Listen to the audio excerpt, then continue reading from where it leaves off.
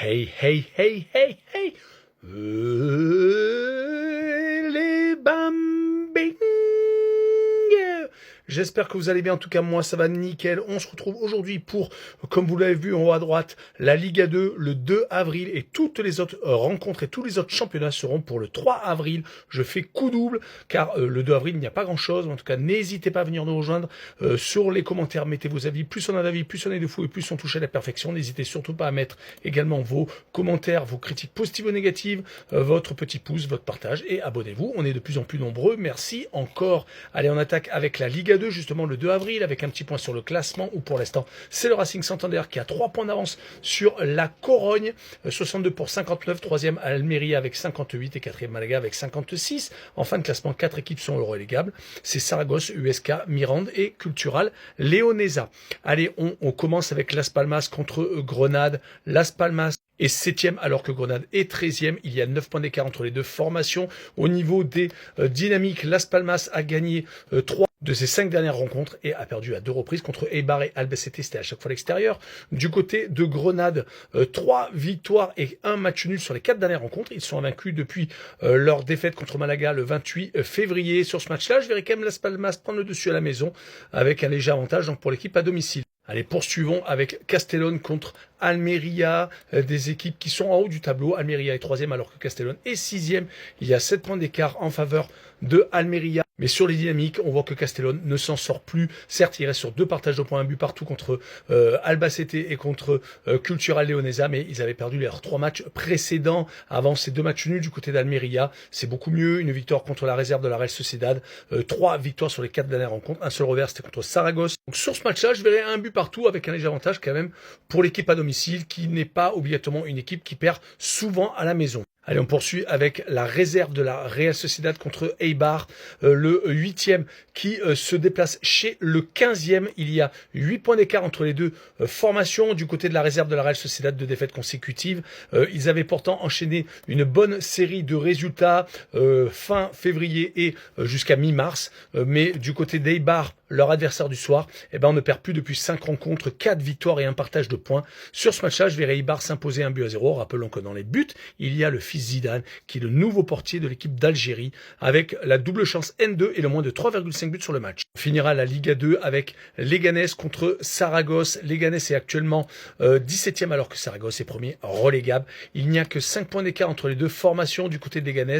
2 matchs sans défaite, très important, une victoire contre Ceuta à la maison et un match nul à Malaga qui est dans le top 5 du côté de Saragosse. Par contre, 3 victoires sur les 4 dernières rencontres. Donc ils partent avec un léger avantage, mais comme c'est à Leganés, je verrai une victoire 2-1 de l'équipe à domicile. Allez, on passe à la Liga et on passe donc au 3 avril avec la Liga qui est dominée par le FC Barcelone qui a 4 points d'avance sur le Real Madrid, 73 pour 69. 3e Villarreal avec 58 et 4e l'Atlético de Madrid avec 57. En fin de classement, 3 équipes sont relégables. C'est Mallorca 18e, 19e Levante et 20e et dernier Oviedo. Et la rencontre que je vais analyser pour ce 3 avril est le Rayo Vallecano contre Elche, le 14e contre le 17e. Seulement 3 points d'écart entre les deux équipes. Ces deux équipes sont menacées donc de relégation. Attention à elles. Rayo Vallecano est encore qualifié en Ligue Europa Conférence. Ils sont en quart de finale après avoir sorti Samsunspor, l'équipe turque, ayant gagné à l'extérieur mais ayant perdu à domicile. C'est un petit peu normal vu les résultats ces derniers temps. À part ce succès donc en terre turque, ils n'ont plus gagné. Ont perdu contre Barcelone, certes que 1-0, mais ils sont plutôt sur 2 défaites, 2 nuls et un seul succès, donc assez moyen du côté d'Elche. 2 victoires consécutives dont une en match amical et c'était contre Aston Villa. Bien entendu, il n'y avait pas tous les internationaux, donc c'est presque un peu logique car Elche n'a peut-être pas d'internationaux. Je suis pas allé voir vraiment, mais je pense pas qu'ils en aient beaucoup. En tout cas, je verrai quand même le Rayo Vallecano s'imposer 2-1 à la maison. Et on continue avec la Ligue 1, la reprise de la Ligue 1 avec le Paris Saint-Germain contre Toulouse. Le Paris Saint-Germain a un petit point d'avance sur Lens, mais avec un match en moins, 60 pour 59. Mais il faut absolument prendre des points contre Toulouse pour éviter de se faire rattraper par les Lensois qu'ils vont bientôt rencontrer, même si le match a été reporté pour cause de quart de finale de C1 contre Liverpool. 3e Marseille avec 49 qui est donc décroché, qui a 10 points de retard sur les Lensois. 4e Lyon avec 47 à égalité avec Lille qui est 5e. C'est très serré bien entendu pour les places en Champions League.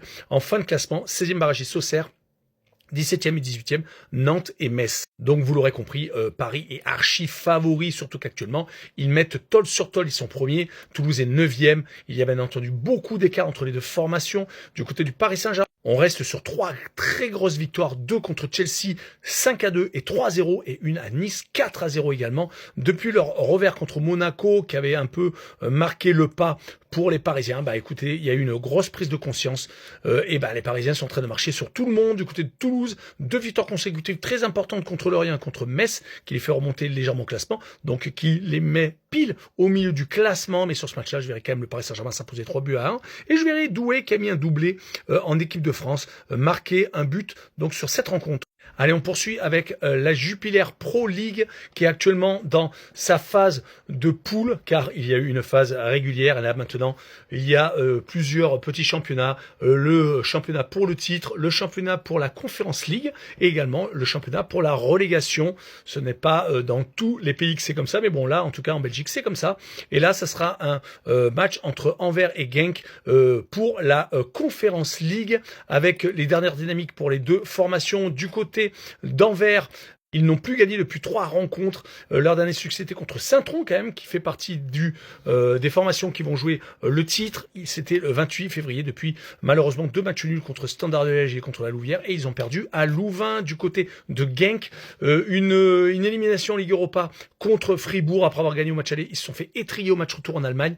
Mais voilà, ils ont fait 5 buts partout contre la Louvière lors de la dernière journée, on va dire, de phase régulière. Mais c'est une formation qui est peut-être un peu plus à l'aise à la maison. Mais je les verrai quand même accrocher le 1 but partout à Anvers, car entre ces deux formations, il y a quand même souvent de matchs nuls, 3 sur les 5 dernières confrontations directes, et je verrai les 2 équipes qui marquent. Allez, on poursuit avec la Ligue 2 qui est dominée par 3, qui a actuellement 4 points d'avance sur Saint-Etienne, 57 pour 53. 3e, Le Mans avec 50 unités. 4e, le Red Star avec 47.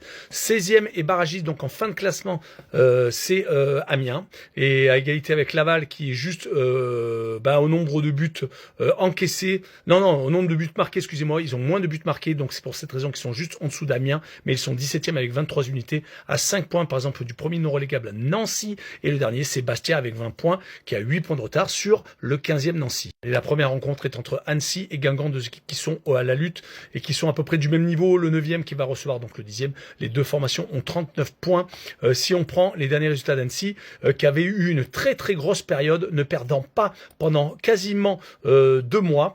Mais bon, malheureusement, depuis 3 rencontres, ils perdent contre Saint-Etienne, 3 et Le Mans. Bon, c'est des équipes du haut de tableau, certes, mais quand même. Du côté de Guingamp, 2 défaites consécutives. Non, une défaite consécutive, excusez-moi. Donc cela fait qu'une défaite, on va y arriver, c'était contre Reims, mais c'est une formation qui fait beaucoup trop de partage de points, 3 sur les 5 dernières rencontres, qui avait quand même réussi à s'imposer contre Amiens le 13 mars, mais bon voilà, ils ont rechuté contre Reims, et sur ce match-là, je verrai un but partout, avec un léger avantage pour l'équipe à domicile. On continue avec une rencontre de bas de tableau entre Bastia et Amiens, avec les Bastia qui sont donc derniers, et Amiens qui est 16e, si Bastia l'emporte, et pourrait peut-être être barragiste pour une des premières fois de la saison, à part bien entendu en tout début de saison, ils étaient un petit peu mieux, mais là c'est très très très compliqué. Certes, Bastia ne gagne pas, mais perd très peu également, 2 défaites sur les 5 dernières rencontres, mais par contre beaucoup trop de matchs nuls. Ils viennent de faire un match nul à Rodez très important pour le maintien.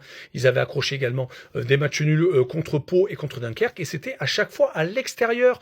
Là, ils vont jouer contre une équipe d'Amiens qui malheureusement vient d'enchaîner 4 défaites consécutives, 4 contre 3, Boulogne, Guingamp et contre Le Mans, donc c'est catastrophique. Et sur ce match-là, écoutez, je verrai Bastia peut-être remporter ce match très important à 0, avec quand même le moins de 2,5 buts sur le match. Allez, on continue avec Dunkerque contre Rodez. Les Dunkerquois sont 8e alors que Rodez est 6e. Il y a 5 points d'écart entre les 2 formations. Dunkerque a eu une très belle période, un très beau passage où ils ne perdaient pas. Mais malheureusement, depuis 9 rencontres, ils n'ont gagné qu'une seule fois, ont perdu à 5 reprises et ont donc fait 3 partages de points, ce qui n'est pas assez bon, bien entendu, pour espérer mieux. Du côté de Rodez, c'est le contraire. Ils ne perdent plus depuis très très très longtemps. Il faut remonter à une défaite en Coupe de France le 29 novembre et en Ligue 2, c'était lors d'un déplacement à Grenoble le 7 novembre. Donc vous imaginez un petit peu, moi sur ce match-là, je verrai Rodez s'imposer 2-1 avec la double chance N2. Et on poursuit avec Grenoble contre Clermont, un match qui fait peur entre le 13e et le 14e. Il n'y a que 2 points d'écart en faveur de Grenoble. Grenoble